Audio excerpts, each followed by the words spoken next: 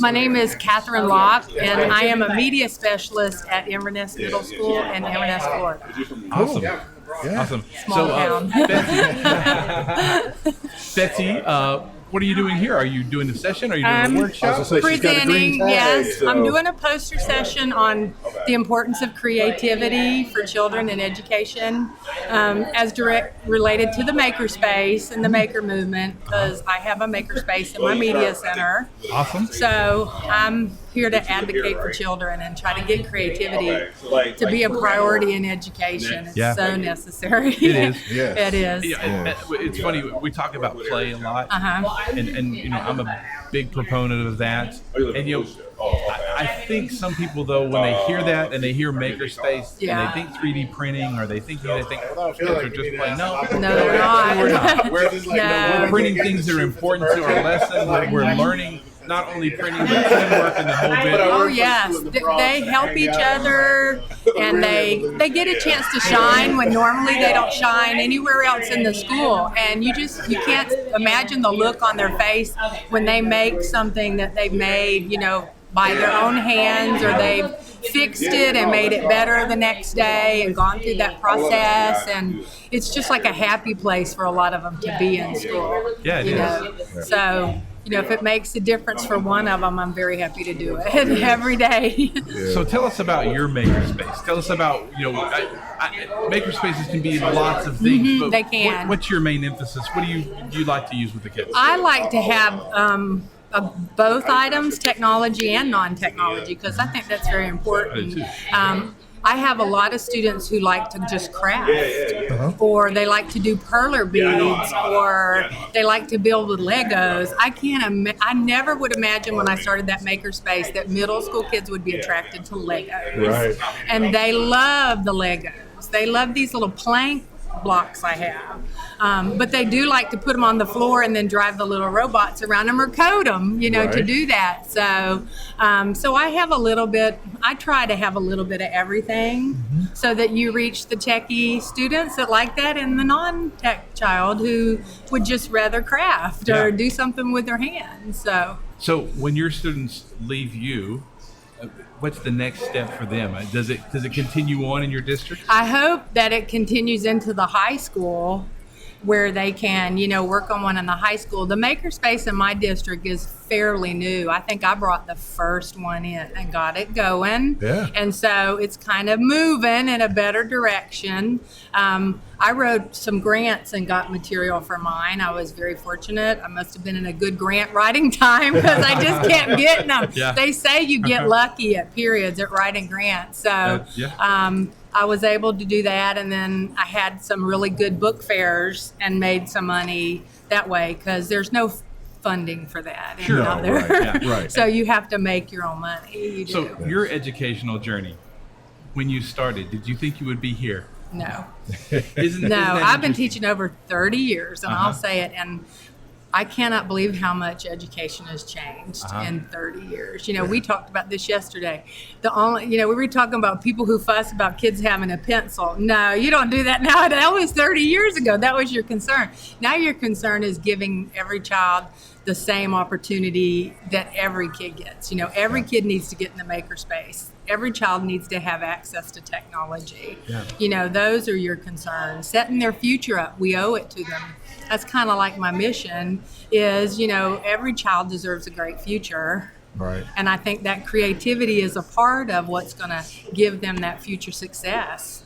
I had one of my students on my tech squad tell me the other day, we just don't get to do those things anymore. All we do is test, and I'll have to say it, you know, or prepare to take a test, that kind of thing.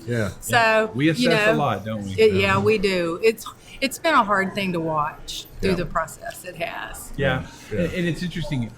Kids are smarter, younger now than they've ever been. And I always tell people, remember, they're kids. There are kids. They don't know until we tell them, or we open the door for them to figure it out on their own. That's the truth. And you don't know whether they get it at home. Like when I was young, my parents made sure that I played outside, or I had something, you know, like Tinker Toys or anything like that, you know, that sparked my imagination. You know, that's one thing I think that's missing in our children, is that imagination part believe it or not, that'll help them with a lot of things. Their writing and, anything, because you do see like something missing in their creativity and their imagination. Yeah. They'll often ask me, where do you get your ideas from?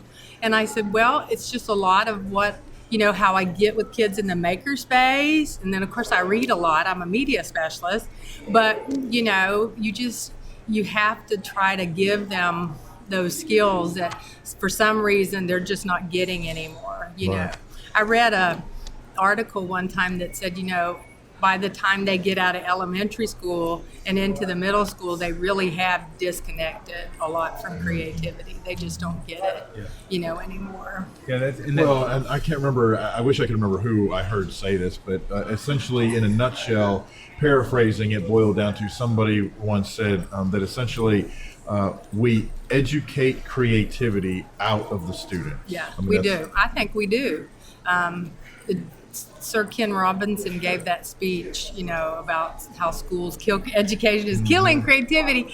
And, I know that seems like a harsh way to put it, but we do educate it out of them. Yeah, I think so. We just don't give them the opportunities, that they deserve. But I think though, with the you probably said things I did. So go ahead. Well, I think though, with the, and I'm going to say the rebirth of makerspace. No, we didn't call them makerspace, right? We called it home ec. We called it wood shop. I know, wood shop. Yes, we did. Now it's makerspace. Now it's a makerspace. Yeah, we were doing that when we were. But I think with the rebirth of that, hopefully that will help feed that creativity. I hope so. I hope it just opens a lot of doors is what we're hoping, It's funny because, for some, one of the things I feel like is it's hard to explain the importance of creativity to some people. It is. And I say, well, come on down to the makerspace, and, although I do get out with the teachers and work with them, I try to get out and do all that. Yeah. It's just, it's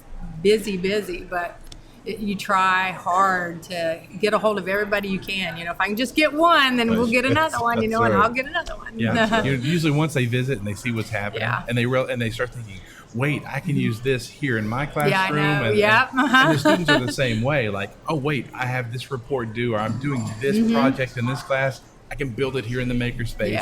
Yeah. I try to talk to them about that sometimes. I say, do you ever see how you could use this in a presentation in the classroom, or link it with your iPad and let's make a presentation, or let's do a green screen, those kind of things. Yeah. And they, you can see that little light bulb going off and those little eyes get a little brighter, Yeah. So it's just been a good journey for me for 2 years, because this is only my second year with my makerspace. Yeah. So it's interesting when you talk about this, like, in education in the past, you were a teacher and you were a teacher. Mm-hmm.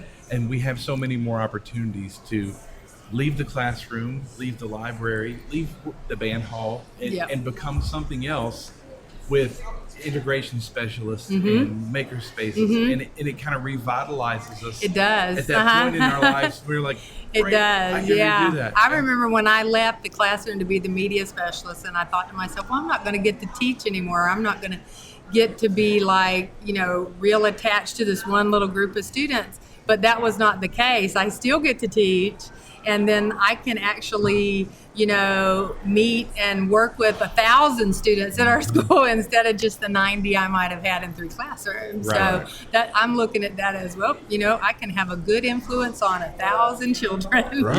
Absolutely. Exactly. So that's why I kind of like it. Now I thought this is great. Well, I can tell you, your enthusiasm is great. Thank you. It's infectious. Thank you. I can guess that your kids love their makerspace. They do. They really do. Yes, they do. And they've taught me a few things, I have to say. I'm trying to learn to Minecraft. Hey, there you go. So they're actually teaching me a few things about making. Yes, they are. Well, we like to play this game. We like to do this thing here, and it's called the 45-second elevator pitch. So you get on an elevator with your hero, and you've got just the elevator ride to tell them who you are and what you're about, to pick up one more friend, one more supporter. Okay. All right. I'm Kathryn Locke, and I work at Inverness Middle School, and I have a very important position. I am the media specialist, and I also run a makerspace. I know most people don't understand creativity, but this is a revolution, and I have to say that I'm the Mockingjay. So I am the one that's trying to reach out for one more person to get involved in this great endeavor for our students and to give them a great future. Kathryn, that's perfect. Thank you. Awesome. I'm the Mockingjay. This is the revolution. I tell people that all the time. I say, y'all, this is the revolution, and I'm the Mockingjay. And they laugh.